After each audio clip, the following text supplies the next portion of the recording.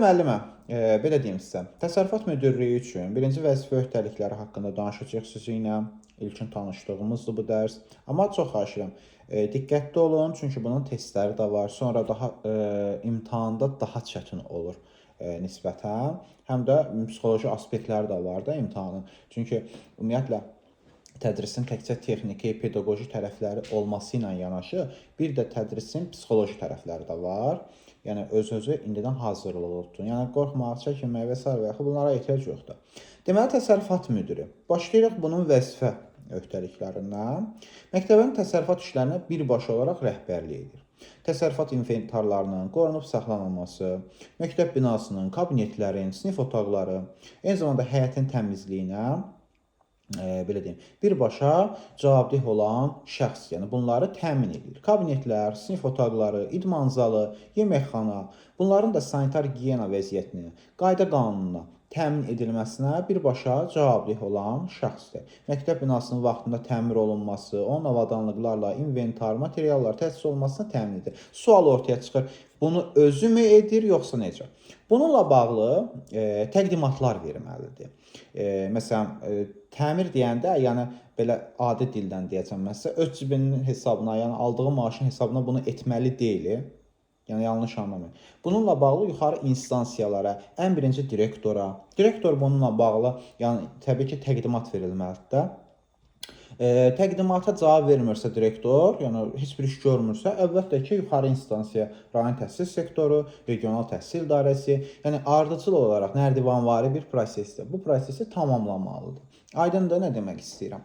Daha sonra dedik ki, sanitar gigiyenik vəziyyətə təmin edir. Burada da özü gedib o sanitar gigiyenik qaydalara uyğun olaraq nəyisə təmin etmir.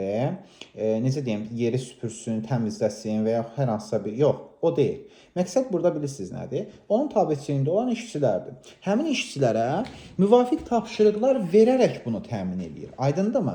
Daha sonra, məsələn, bəzən olur tədris işləri üzrə direktor müavini, məktəbdən kənar, sinifdən xaric uşaqlarla tərbiyə işi üzrə təşkilatçı rəhbərində, indi uzun dedim adım, amma əksər hallarda təşkilatçı rəhbər dedik. Onların üzərinə müavinlik götürülüb bu arada 2022-ci ildən bəri.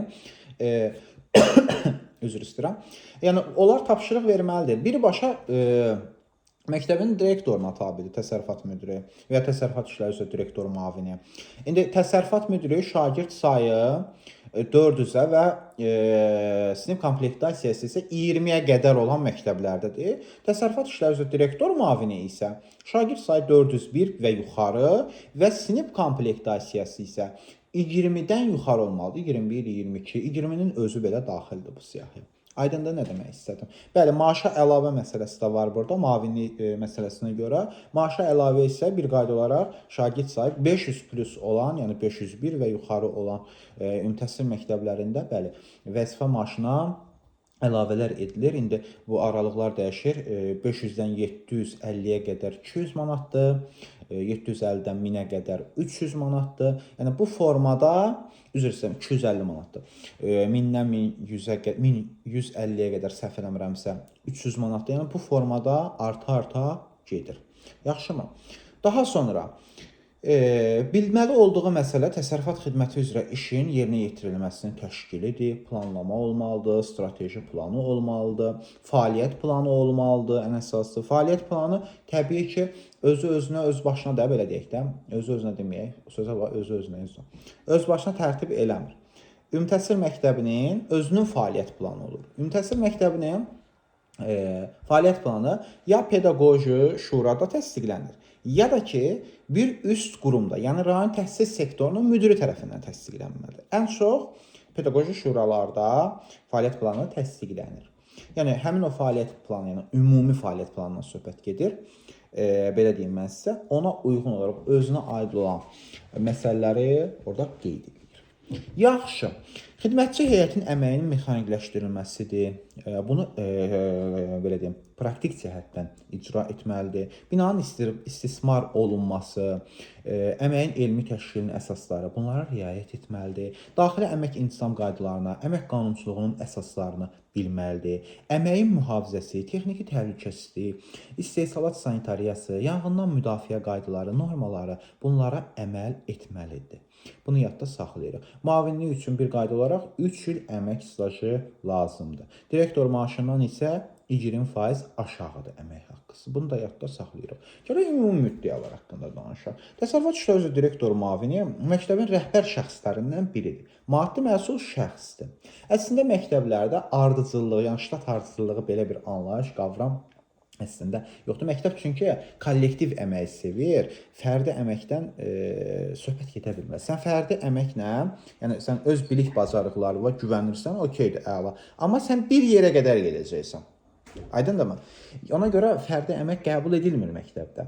Kollektiv əmək qəbul edilir. Amma maddi məsul şəxsdir. Təsərrüfat işləri üzrə direktor müavini. Özü də səlahiyyətləri genişdir. Təsərrüfat işləri üzrə direktor müavinliyi və ya təsərrüfat müdirinin növbəti əmək məzuniyyətləri zamanı texniki heyətin hər hansısa bir üzvü məktəb direktorunun əmrinə əsasən əvəz edə bilər. Yəni sözsüz burada belə deyim, əvəz eləyərkən burada əmək haqqı, yəni əvəz edən işçinin əmək haqqı da ödənilməlidir. Əmək Məcəlləsinin 162-ci maddəsi bunu tələb edir. Əgər aşağı vəzifə, yuxarı vəzifəli olan şəxsi əvəz eləyirsə, vəzifə maaşının fərqi qədər əmək haqqı ödənilməlidir. Məsələn, işçi deyək, misal üçün deyirəm də 300 manat maaş alır, amma yəni ştatla işçidən söhbət gedir də, yəni öz ştatla deyən, yəni öz işini icra edən 300 manat maaş alır. Amma əvəz elədiyi vəzifə əmək haqqısı 400 manatdır. Misal üçün deyirəm də. Aradakı fərq nə qədərdir? 100 manat. Həmin o 300 manat maaş alan, yəni əvəz edən şəxsə 100 manat, yəni o fərq ödənilir. Əgər vəzifə maaşları bərabər və ya aşağıdırsa əvəz eləyəcəyi iş, onda qarşılıqlı razılığa əsasən əmək haqqı ödənilir. Bu da müvafiq olaraq Əmək Məcəlləsinin 162.1, 162.2-ci maddənin 2-ci bəndində göstərilir. Aydındır. Təsərrüfat işləri üzrə direktor müavini inzibati təsərrüfat işlərində bir qayda olaraq 3 il staj olmalıdır. Amma müavin. Aydındır. Siz ancaq desən təsərrüfat müdirinə hazırlaşırsınız. Təsərrüfat işləri üzrə direktor müavini, təsərrüfat müdiri məktəb direktorunun əmri ilə vəzifəyə təyin edilir və ya işdən azad edilir. Baxın, təsərrüfat müdiri hal-hazırki qayda qanuna əsasən təsərrüfat müdirindən söhbət gedir. Bəli, məktəb direktorunun əmri ilə vəzifəyə təyin edilir. Hətta təşkilatçı rəhbər özü də. Amma təsərrüfat işləri üzrə direktor müavini isə üst qurum, üst deyəndə daha 2 üst qurumun rəhbərinin əmri ilə vəzifəyə təyin edilir. Yəni məktəb direktorunun deyil, müavindən söhbət gedir. Heç sektor müdiri də deyil. Yalnız və yalnız regional təhsil idarəsinin müdirinin əmri ilə vəzifəyə təyin edilir və birbaşa da təyin eləyə bilmir region müdiri. Gərək müddanın da razılığı ola. Təbii ki, imtahan yolu ilə vəzifəyə təyinatlar aparılır. Amma orada yəni imtahanda gərək yüksək bal yığanlardan söhbət yığasan ki, təyinat ala biləsən. Təsərrüfat işləri üzrə direktor müavini, təsərrüfat müdiri birbaşa məktəb direktoruna tabedir. Yəni ondan başqa heç kimdən əmr tələb ala bilməz və yaxud tədris işləri üzrə direktor müavini özü də məktəb direktoruna tabedir və yaxud zavod deyirik də. Bəzi məktəblərdə bəli, zavodçular az qalırlar ki, məktəb direktoru kimi özlərini aparsınlar, amma bu yanlışdır. Təşkilatçıya əmr verir, UBT-yə əmr verir, psixoloqa əmr verir və s. və axır. Amma biz bilirik ki, psixoloqdur, UBT-dir, hər bir rəhbərin özüdür. Bunlar təşkilatçıya tabe olan şəxslərdir, sinif rəhbərləridir. Aydındır. Tədris işləri üzrə direktor müavini bir qayda olaraq sırf tədrisə cavabdehdir. Təsərrüfat işləri üzrə direktor müavini isə məktəbin maddi texniki vəziyyətinə cavabdeh olan şəxsdir. Hər ikisi rəhbər şəxsdir, amma məsuliyyət cəhətdən təsərrüfat işləri üzrə direktor müavini daha ağır vəzifə sahib, yəni nisbətən məsuliyyəti genişdir. Sözsüz tədris işləri üzrə direktor müavini də birbaşa cavabdeh olduğu sahə nədir? Sırf tədris.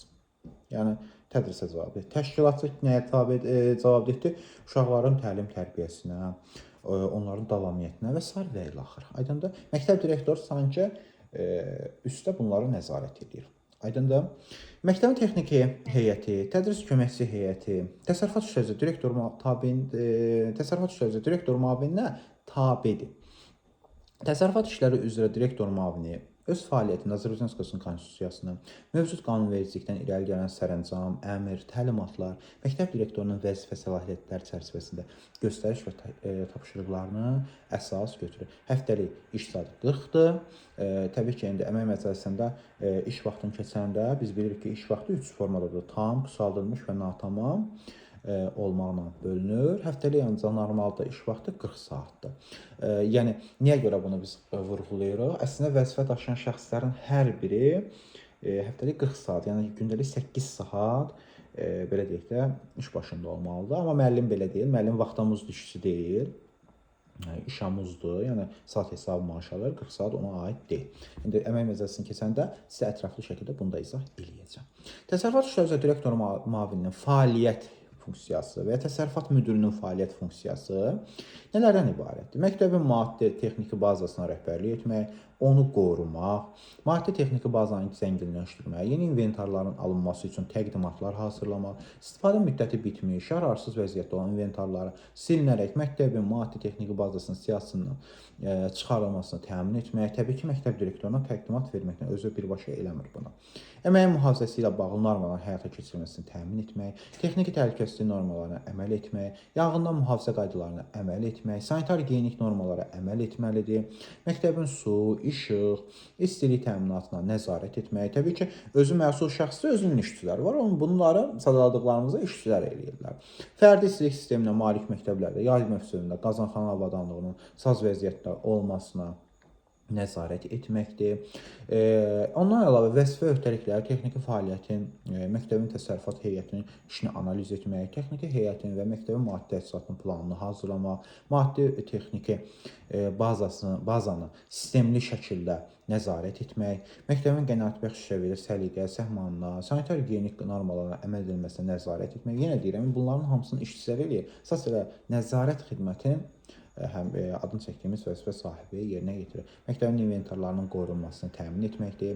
İstifadə müddəti bitmiş və ya yararsız hala düşmüş inventarları silmək. Bunu silmək deyəndə yəni özü silmir də buna. Təqdimatlar verməlidir.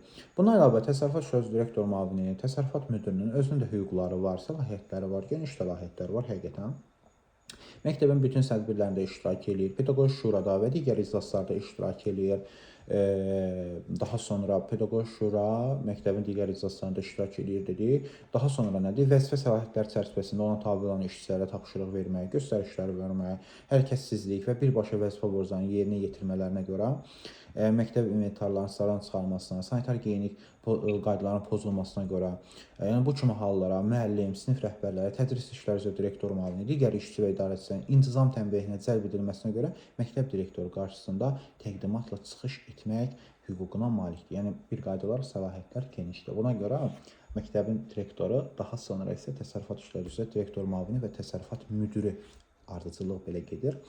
Yəni çünki tədris işləri üzrə direktor müavinindən birbaşa təqdimat vermək səlahiyyətinə malikdir. Sinif rəhbərlərindən təqdimat vermək səlahiyyətinə malikdir. Niyə görə? Sana təhvil verdiyin inventarlar var. Aydındır, sinif rəhbərlərindən. Və o da nəzarət eləmir, uşaqları sındırır. Aydındır, axı bu hamısı maddi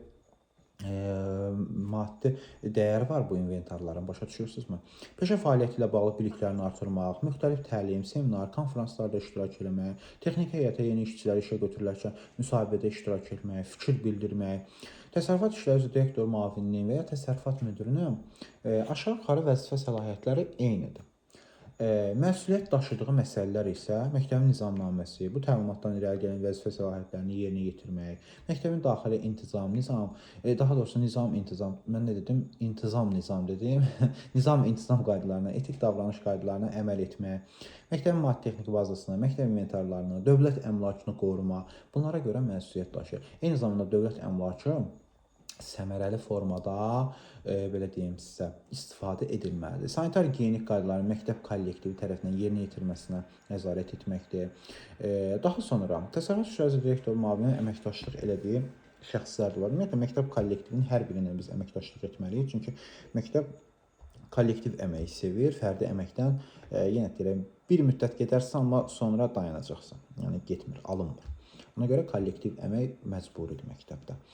məcbur qalsam da, məktəb direktorunun rəhbərliyi ilə illik, yarımillik, aylıq fəaliyyət planı hazırlayır, rəhbərliyi etdiyi sahəyə aid olan hüquqi, normativ sənədlərlə tanış olur, direktordan məlumatlar alır, rəhbərlik etdiyi sahə ilə bağlı məktəb direktoruna sistemli məlumat verir.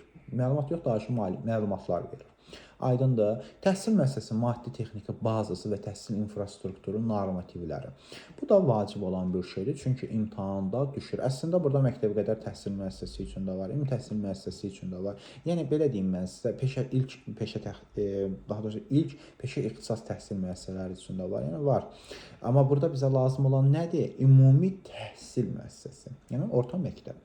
Ümumi təhsil müəssisələrinin tikintisi üçün belə deyim sizə, torpaq sahəsinin ölçüləri, mövcud şəraitdən və yerli xüsusiyyətlərdən asılı olaraq layihəqabağı işlər zamanı yerli icra hakimiyyəti və ya bələdiyyə orqanları ilə razılaşdırılmalı və müvafiq qaydada təsdiq olunmuş baş plan və müfəssəl planlaşdırma layihələrində öz əksini tapmalıdır. Ümumi təhsil müəssisələrində binaları layihələndirərkən onların yerləşdirilməsi üçün torpaq sahələrinin ölçüləri müxtəlif formada hesablanmalıdır. Məsələn, qaydaları atacağım mən sizə bir-bir indi deməyə ehtiyac yoxdur, çünki vaxt gedir. Amma bir-ikisini misal olaraq çəkəcəm. 40 şagirddən 400 şagirdə qədər hər bir şagird üçün daha doğrusu 50 kvadrat metr, 400 şagirddən 500 şagirdə qədər hər bir şagird üçün 60 kvadrat metr, 500 şagirddən 600 şagirdədək hər bir şagird üçün yenidən 50 kvadrat metr. Yəni binanın ölçüləri təbii ki, böyük. Yəni şagird sayı azdırsa, təbii ki, məntiq etibarıyla fikirləşsə,